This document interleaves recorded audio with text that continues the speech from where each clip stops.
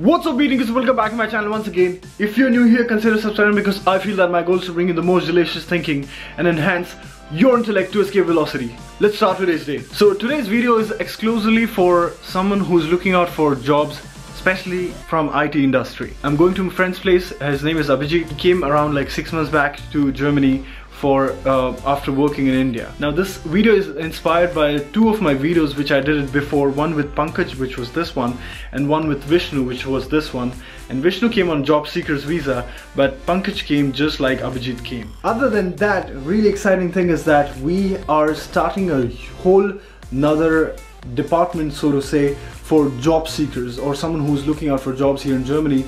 I've made a separate team for that. And if you want to send your CV or a cover letter for the review as per German standards, don't hesitate, go ahead and write it down on this email ID. I'm super excited, but again, this topic is actually for some other time. But for now, let's go to Abhijit and get to know his journey. Alright guys, so I'm sitting here with Abhijit. Abhijit, why don't you go ahead and introduce yourself? Sure. Hey guys, so I'm Abhijit. Originally, I'm from Pune, but I've kind of just moved here to Berlin. I work for N26 here as a payments cards developer. And yeah, it's been about 6 months since I've moved from Pune. What was your bachelor's into? I did my bachelor's in computer engineering from a college in Pune, Pune Institute of Computer Technology. Can you tell me like how much did you score and all that? So I was not a, I was not a topper, but I guess I did around 65% average in couple of years distinction, and not a distinction in my last 2 years. What is your past work experience and for how long? So after my college, I joined ThoughtWorks, which is kind of a company which is based out of Chicago but has like branches all over the world. It actually does specialized software for clients depending on their requirements. I worked with ThoughtWorks for about, I guess, 3 years. To be more specific, primarily I started working on more Java technologies. Okay. Java, message buses, things like ActiveMQ, explored a little Kafka, normal RDBMS systems. This is what I started with on my first project. Okay. Right.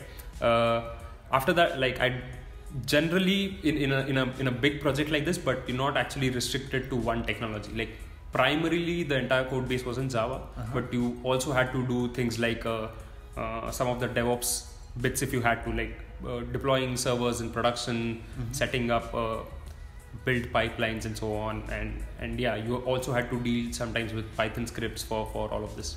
So I've tried a couple of different technologies, but yeah, mostly it was Java, at least for the first project. For the second one, I also did a lot of front-end work, mostly a JavaScript kind of a thing with React, Redux, you know, the latest Java tech stack. And for the backend, we kind of used Cassandra as our data store. I have no idea what he was talking about. All that programming language, and yeah, I'm sure you guys are getting that. Good that you got that so specific, and I mean, I think that's what people tune in for, you know, that's why they come here. Okay, because I was worried that this might be like too this was technical. This was so good. Abhijit, why don't you tell my audience how many jobs did you apply? I don't remember the exact number, but I think I applied to at least 10 to 15 places. What was the response like? So I think I must have gotten a positive response from about 30% of them, like 20 to 30% of them. Not bad, man. Yeah. Sitting in India with 3 years of experience. I think you just have to look for the right places and see where you fit better. That's why I'm here for. Yeah. To know about right places. Right. All right, Abhijit, let's talk a little bit more in detail. Can you tell me more about the CV, what you used, or a cover letter to get this job? So the CV that I at least did was not of at least a German standard or something very specific. Okay. It was, I searched on the internet, I kind of liked a couple of templates. I just picked one that kind of I thought would work best for me. So it was not a very, but one which was compact, like not a very thorough on what the German standards are or so on. There were some companies which also kind of demand a cover letter explicitly. For my current company, I don't remember me sending a cover letter. There are some that kind of require you to do. So if you plan to apply, I think people should keep that ready as well. Okay. You know, describing what they've done and what they're looking for. All right, let's talk bigger questions now.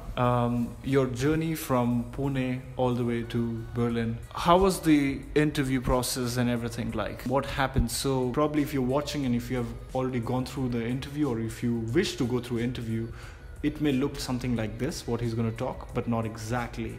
more of a disclaimer for you guys. Sure, Abhijit, let's start with that day when you applied and you just left it. I don't know whatever you were doing, but you saw that first reply which came in your inbox. Right.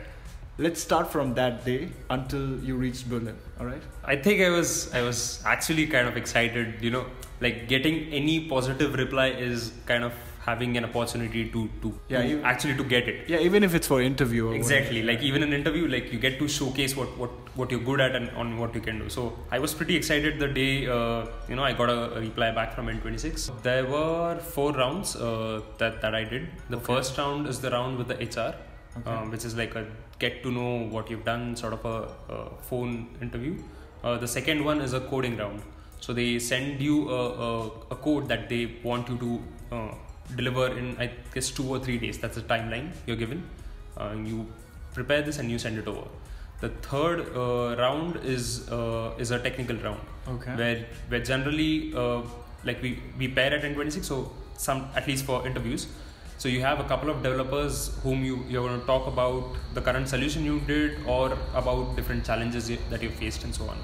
Okay. And the last interview I had with our CTO, and yeah, it was a 45 minutes to an hour interview. Yeah. About what I'm looking for and things like that. He just gave us a bullet point. Let me dig in deeper now. First round was all about HR round, usual questions what any HR in the world would ask you. Right. Second round, that's where you were given some difficulty level, like some questions to be solved. What those questions were like? Yeah, so the question that I was given was kind of building a system which would, given a load of data, will kind of compute some kind of aggregation on top of it and give the response. This was like in a small HTTP, like a normal web service. You build kind of a web interface with an in-memory database. HR interview, they send it to you, this problem in an email, and you have 2 days to solve it. Okay. So you get this, you go through it, and then you kind of build your solution and send it over to them. Third round is the round with a couple of developers on any team.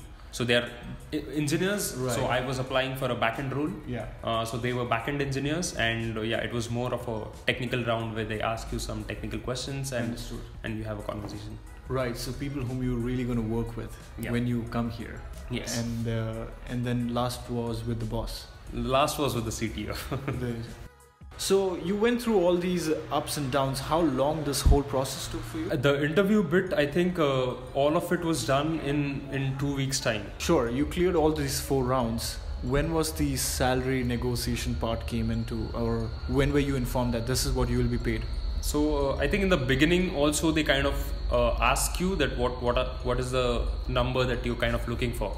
HR will ask you. Yeah, just as an informative thing, and I think at the end of it, once you have your round with CTO, then they'll get back to you, and they generally give you a number, and that's when you can negotiate on it. Okay, what's your tips? Know your worth. It's not only from our side that we want something badly, but it's always the case that even the company is looking for good developers, right? So you always have to keep that in mind, and don't be shy to kind of negotiate hard.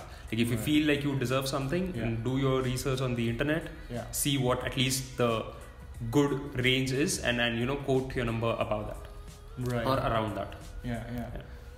Just to help you guys, there is a website called payscale.com or salary.com. You can always go there and see, put in your skills, whatever you are, and then you're here.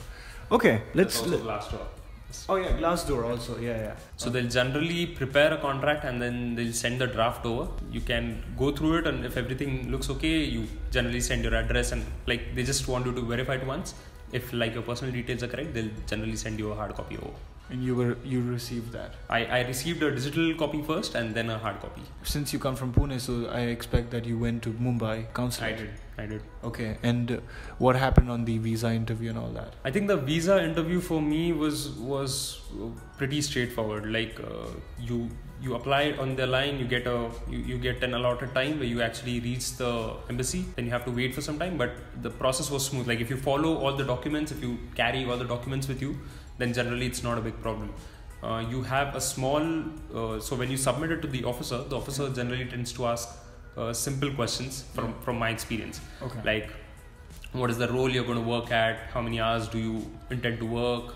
What's the salary, and so on, just to get an idea of you know. Makes sense. Yeah, and your past experience sometimes, but yeah, very general questions. Let's address the elephant in the room now. This question about German language. German Right. language. Right.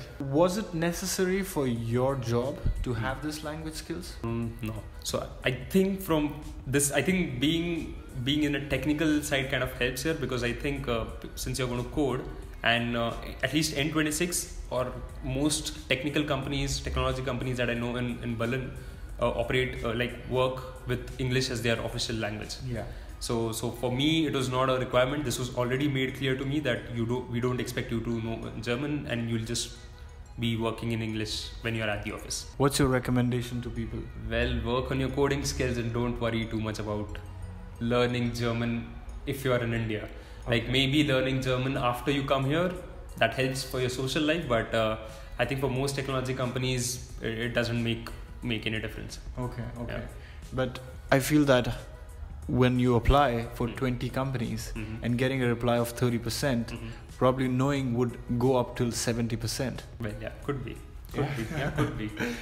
But yeah, okay. I mean, that's what I feel like living here, and you know, the language requirement is just to make your life easy also, right? It's not just about job, but once you're here, just think about like what difficulties you'll have to go through, right? True. I think in restaurants and some other places, it doesn't matter much, but I think in general, it's better to know the local language so that you can have a better social life. That's true, yeah. I think Berlin is Berlin, man. I mean, it's an international city, but think about when you leave Berlin and go to some other city. Yeah. I think Berlin in that way kind of is a bit different from so I've been to some cities in Germany before, but Berlin is a bit different, wherein you can get by using English in most places. Like you don't really have to know it. It helps, sure, but you can still get by or manage. Now you're saying like more like it's good to know German now. So I keep hearing this from a lot of my colleagues and people at work that maybe I should make an effort and learn a bit German because yeah, I think so. One of my friends was telling me that you can have a decent social life, or you can have a really good social life if you know even a little bit of German. Yeah. So yeah, I think a lot of people make that effort, and maybe it does help if you plan to stay here for at least a couple of years.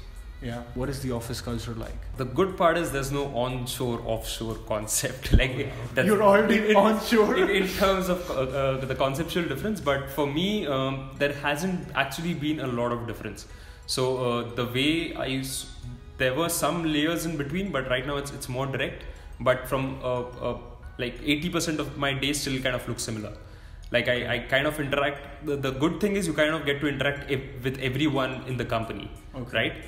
Since this is the only company in Germany, and you get to interact with people who are execs and everyone. But most of my day, which is generally coding, talking to people, to teammates and everything, I think it's still pretty much same. So for me at least, it has not been a huge difference. Abhijit, last question for you. What tips do you want to pass it on to people who are potentially looking for a job here in Germany? I think one of the things that I found I could have done better was, maybe that's an option, contributing to open source project kind of helps. I think a lot of companies here put a lot of weight to that. So if you have good projects, people might even be okay in just doing one or two technical rounds and just hiring you. Like you might skip a lot of steps in between. Apart from that, keeping up with the latest tech stack, knowing things like architecture, like how do you build things that support like millions of customers? How does scaling work? Keeping up to date with latest technologies. Like if you're a Java developer, what's the latest Java release? What things it has, and so on. If you're looking into Python, what is the latest thing that it has, and things like that. So essentially keeping up with the latest trends. Also getting really technical, like have an area of expertise. Like I've generally seen people, if you're good at everything, but if you have one area that you're really good at, you can actually focus, like talk to your interviewers as your strong point, right? And you can have in-depth discussions about that. But if you don't have depth in any of them, it's kind of hard for you to make a good impression. Right. Like if you tell them this is what I'm good at, and they'll ask you questions on it, and if they're really impressed, then it kind of makes you very easy. So have an area of expertise, focus on it, and yeah, that really helps. All right, Abhijit, thanks a lot for coming on my channel and sharing your experience. I'm sure a lot of people have got some input from this, and I'm sure he's sitting here in Berlin, gone through the process himself, and yeah, if required, I'm gonna bring him again. Alright guys, that's it from today's video. Don't forget to send your CV or cover letter to my team so that people from here can review it and give some sort of feedback to you and how you can improve your profile. Ultimately, our goal is same, which is to enhance your employability. Anyway, I'll see you guys next time, and take care. Bye bye.